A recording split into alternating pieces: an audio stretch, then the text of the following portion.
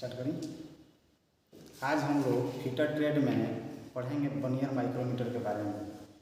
Vernier micrometer कैसा instrument है, उसे कैसे हम लोग मेजरमेंट करते हैं, उसका जो प्रिंसिपल है वो किस प्रिंसिपल पर काम करता है, उसका रीडिंग कैसे निकालते हैं, उसका लिस्ट काउंट क्या होता है, उसका ग्रेजुएशन हम लोग कैसे निकालते हैं, उसके बारे में आज हम लोग पढ़ेंगे।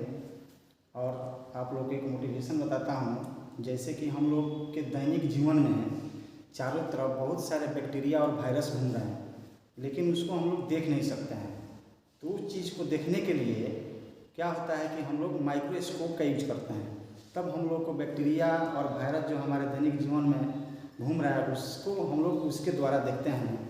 उसी तरह जब हम लोग टेक्निकल फील्ड में आएंगे तो हम लोगों को सूक्ष्म माप करने के लिए वर्नियर माइक्रोमीटर का यूज करना पड़ेगा। तो चलिए आज हम लोग का टॉपिक रहेगा वर्नियर माइक्रोमीटर।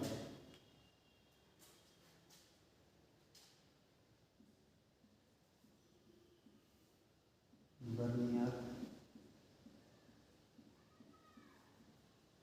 माइक्रोमीटर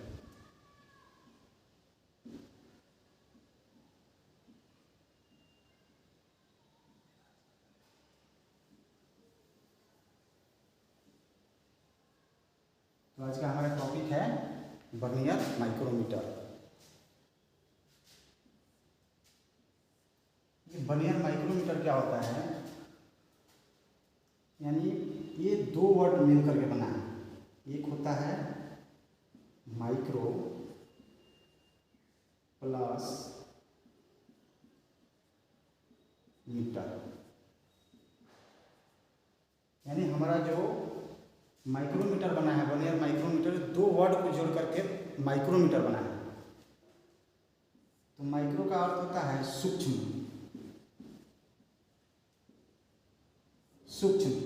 और मीटर हो गया जिससे हम लोग मेजरमेंट करते हैं, यानी दोनों वर्ड जोड़ा गया कि हमारा बना माइक्रोमीटर। तो इसके बारे में हम पढ़ेंगे कि वर्नियर माइक्रोमीटर है क्या, इसे कैसे हम लोग माप करते हैं, किस प्रकार के माप करते हैं। तो the vernier micrometer is a precision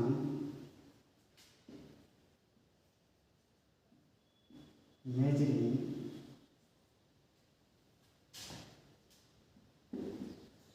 instrument.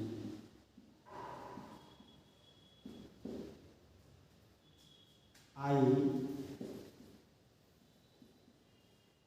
take reading in metric system is 0.01 mm and in British system is 0.001 inch. यानी कहने का अर्थ है कि जो वर्नियर माइक्रोमीटर होता है यह एक सूक्ष्ममापी मेजरिंग इंस्ट्रूमेंट है, यानी सूक्ष्ममापी औजार है, जिसके द्वारा हम लोग मीट्रिक सिस्टम में 0.01 mm का रीडिंग लेते हैं और ब्रिटिश सिस्टम में 0.001 इंच तक के मेजरिंग हम लोग ले सकते हैं।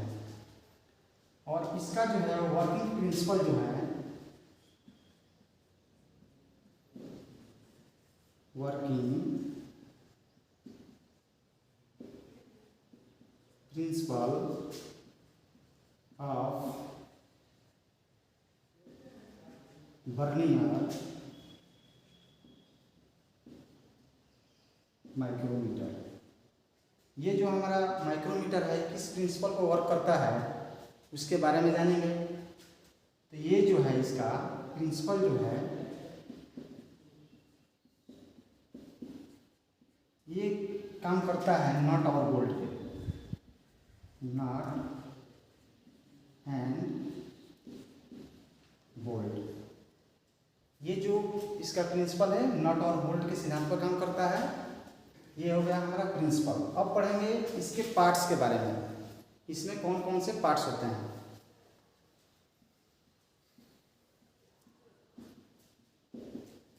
तो पार्ट्स होता है, फर्स्ट होता है रैचेट स्टॉप, सेकंड होता है थिम्बल,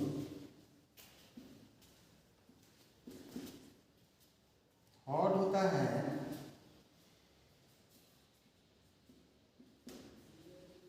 लॉकिंग स्क्रू, चौथा होता है स्पिंडल, पांचवा नंबर होता है बैरल या स्लीव, और छठा नंबर होता है एनविल, और सातवां नंबर होता है फ्रेम। ये होगा हमारा वर्नियर माइक्रोमीटर के पार्ट्स नेम। अब इस सब पार्ट्स नेम के बारे में हम लोग जानेंगे कि कौन सा पार्ट्स का क्या वर्किंग है, उसके बारे में जानेंगे। तो हमारा जो है रैचेट स्टॉप जो है, जब हम लोग वर्नियर माइक्रोमीटर से किसी जॉब का मेजरमेंट करते हैं तो उसमें क्या होता है कि हमें फील नहीं होता है कि हमारा जो जॉब है वो प्रॉपर तरीके से क्लैंप हुआ है कि नहीं हुआ है।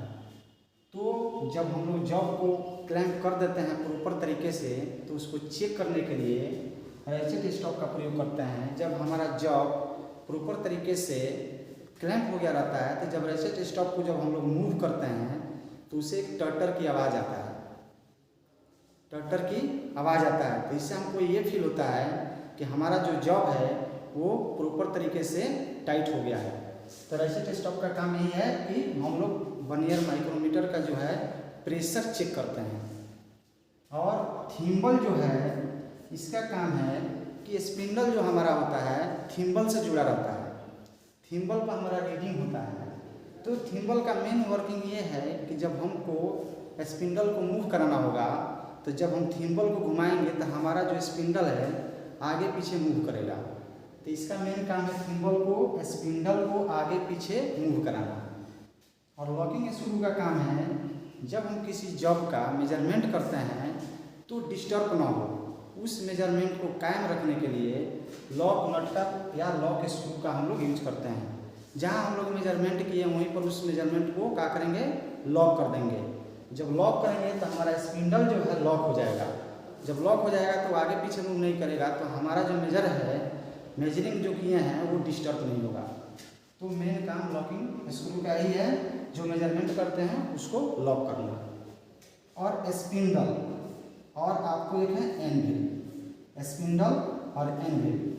तो स्पिंडल क्या है कि जब हम लोग को जॉब को क्लैंप करना होगा तो स्पिंडल आगे मूव करेगा, उसको एक सपोर्ट चाहिए पीछे से जॉब को क्लैंप करने के लिए। तो हमारा जो एनविल होता है वो क्या करता है, किसी जॉब का सपोर्ट करता है, ताकि जब हमारा स्पिंडल आगे से मूव करेगा, ऐसे मान के चलेगा हमारा स्पिंडल आगे मूव कर रहा है तो इसको पीछे की सपोर्ट चाहिए तभी तो क्लैंप होगा।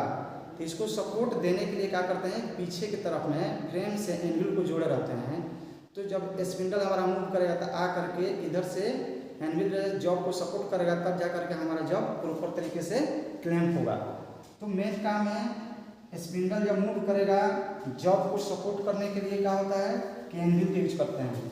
लेकिन इसमें क्या होता है कि जो हमारा स्पिंडल होता है और एनविल होता है, इसके दोनों फेस पर एक कार्बाइड का लेप चढ़ाते हैं। इस पर एक कार्बाइड का लेप चढ़ाते हैं। कार्बाइड के लेप इसलिए चढ़ाते हैं कि कार्बाइड जो है बहुत हार्ड होता है। इससे क्या होगा कि जब हम लोग जॉब को बार बार निकालते हैं, फिर उसमें डालते हैं, निकालते हैं, डालते हैं, तो उसमें फ्रिक्शन होता है। तो अगर इसका हम लेप नहीं चढ़ाएंगे तो जब निकालते हैं, डालते हैं, उससे क्या होगा कि हमारा जो एनविल है और स्पिंडल है घिस जाएगा। तो हमारे माइक्रोमीटर में क्या होगा, त्रुटि आ जाएगी, जिससे हम लोग किसी जॉब का मेजरमेंट करेंगे तो हमारा जो मेजरमेंट है वो एक्यूरेट नहीं आएगा। तो यही कारण है कि इसके दोनों फेस पे थोड़ा थोड़ा ब्लैक टाइप के कार्बाइड का लेप चढ़ा दिया जाता है, ताकि हम मेजरमेंट करेंगे तो हमारा जो एक्यूरेसी है माइक्रोमीटर का वो डिस्टर्ब नहीं होगा। तो स्पिंडल और माइक्रोमीटर का यही काम है। अब एक होता है बैरल या स्लीव। तो बैरल और स्लीव होता है, उस पर क्या होता है, हमारे माइक्रोमीटर का रीडिंग होता है। जैसे मैं आपको बता रहे हैं,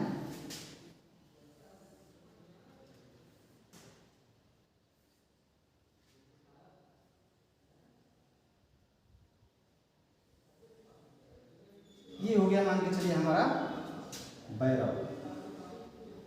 इसमें क्या होता है, रीडिंग होता है। इसमें रीडिंग होता है जो 0 से स्टार्ट होता है। इसमें रेंज भी होता है, जैसे आपको 0 से 25 मिलेगा, 25 से 50 मिलेगा, 50 से 75 मिलेगा। ऐसे करके रेंज मैक्सिमम 600 mm तक जाता है। हाँ, मिनिमम 0 से 25 से स्टार्ट होता है और मैक्सिमम आपको माइक्रोमीटर 600 mm तक मिलता है। तो इस पर रेंज रहेगा। और ये जो हमारा होता है, ये होता है बैरल, इस पर रीडिंग रहता है। ये हो गया हमारा 5, 6, 7, 8, 9, 10, 11, 12, 13, 14, 15, 16, 17, 18, 19, 20, 21, 22, 23, 24, 25। ये हो गया हमारा रेंज। अगर हमारा माइक्रोमीटर 0 से 25 है तो हमारा जो बैरल या स्पिन में जो रीडिंग रहेगा वो 25 तक ही रहेगा, उससे ज़्यादा का नहीं रहेगा। अगर हमारा माइक्रोमीटर 25 से 50 के रेंज में है तो हमारा जो माइक्रोमीटर है ऑलरेडी 25 के डिस्टेंस में खुला रहेगा, और जब हम खोलेंगे तो 25 के ऊपर खुलेगा और वो खुल करके जाएगा 25 से 50 तक।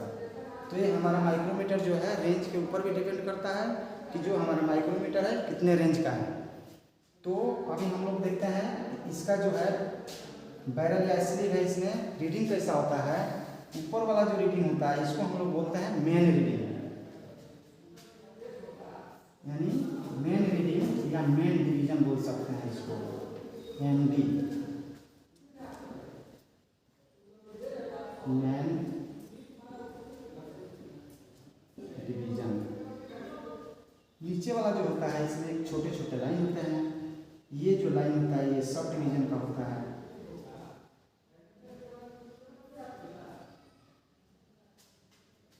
ये जो मैं लाइन छोटा वाला खींच रहा हूँ ये सब डिवीजन का लाइन है। ये जो लाइन नीचे वाला देख रहे हैं ये सब डिवीजन का है, जिसका एक लाइन का वैल्यू होता है 0.5 mm, 0.5 mm। और ऊपर वाला जो मेन डिवीजन आप देख रहे हैं इसको, ये जो मेन डिवीजन है इसके एक लाइन का, ये जो लाइन है इस लाइन का वैल्यू जो होता है 1 mm होता है। यानी एक लाइन जो है, एक लाइन से दूसरे लाइन के बीच की दूरी जो होता है 1 mm होता है। और जो हमारे नीचे जो लाइन देख रहे हैं सब डिवीजन वाले, इसका एक लाइन का वैल्यू जो होता है 0.5 mm होता है। तो ये हो गया हमारा सब डिवीजन, इसको हम बोलते हैं SD, सब डिवीजन। शॉर्ट में बोलना चाहेंगे SD बोलेंगे। और ये हो गया हमारा मेन डिवीजन, सब डिवीजन, और एक इसमें आता है थिम्बल डिवीजन। अब हम यहाँ पर देखते हैं थिम्बल डिवीजन। इसमें भी 0 से स्टार्ट होता है, 1, 2, 3, 4, 5, 6, 7, 8, 9, 10, 11, 12, 13, 14, 15, 16, 17, 18, 19, 20, 21, 22, 23, 24, 25। ऐसे करके इसमें भी आपको थिम्बल डिवीजन आता है। तो इसमें भी देखना पड़ता है, जब हमारा वर्नियर माइक्रोमीटर मीट्रिक सिस्टम में होगा, ये जो हम लोग पढ़ रहे हैं ये है मीट्रिक सिस्टम। ये जो अभी सिस्टम हम लोग पढ़ रहे हैं ये है मीट्रिक सिस्टम। अभी जो हम लोग पढ़ रहे हैं ये किस सिस्टम में पढ़ रहे हैं? मीट्रिक सिस्टम में। जब हम लोग मीट्रिक सिस्टम में पढ़ेंगे तो जो हमारा थिम्बल डिवीजन का जो होता है विभाग को 50 भागों में बटा होता है। अगर यही हम लोग मीट्रिक सिस्टम छोड़ करके अगर बेटी सिस्टम में जाते हैं तो ये जो थिम्बल डिवीजन होता है वो 0 से 25 तक होता है। तो अभी हम लोग पढ़े मीट्रिक सिस्टम, इसमें जो थिम्बल का जो होगा वो 0 से लेकर के आपको 50 तक मिलेगा।